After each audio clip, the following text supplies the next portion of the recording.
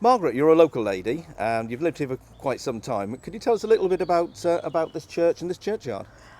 Yes, I moved in here 2003 to a house right in the corner of the churchyard. Didn't know anything about it at the time, but it was very overgrown, and the only people who came in were those with alcohol and drug problems.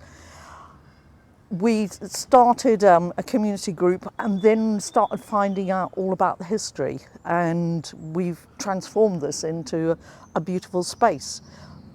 Very appropriate setting for the church, which is Grade 2 star listed. We don't know, but it is thought because of the actual line of the church that it would have been on the site of an original wooden medieval building, and when that came down, then the stone church would have been built on top of it. Fascinating, isn't it? And it's due to community activists like you that you've really brought and reclaimed these spaces, which is wonderful.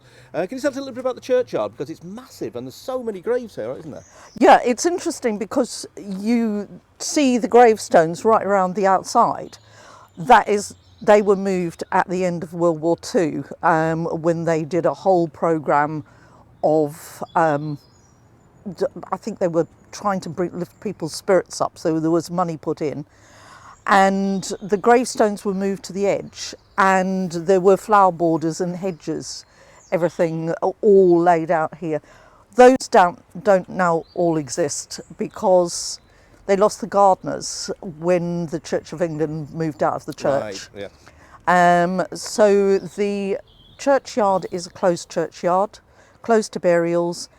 So it is basically the responsibility of Torquay Council as a closed churchyard. The church is now leased to the Greek Orthodox community, but it's just the church that they look after. And we have transformed it. This is a place where people love to come and sit, chat. Children learn to ride their bikes up and down. They follow the squirrels. They like to walk along the stone coins along the walls. There's not many walls that you can walk along, but when you're a little one and you can jump off a wall, Yep. it's very, very exciting. It is, isn't it? Yeah. It's wonderful. We had a 2-year-old learning to skateboard in here yesterday, which was wonderful. But the trees, the bird life, this area right behind me, because there weren't many tombs in the middle, we set it up as a meadow. Yes. Yeah. And it has increased the insect life, which is feeding the bats and the birds. So we have a wonderful selection of bird life. Got the most magnificent cedar down the bottom there. It's an absolutely stunning tree, which I think has probably survived so well because it's protected by the housing. I think that's terrific, and I mean we're right in the centre of urban Torquay, if people don't know Yeah. the area, and you've provided an oasis of wildlife, and it's also almost going back to the how medieval churchyards were. They're owned by the community and Yeah. visited and utilised. Margaret, that's been wonderful. Thank you very much. for that. Lovely. Thank you.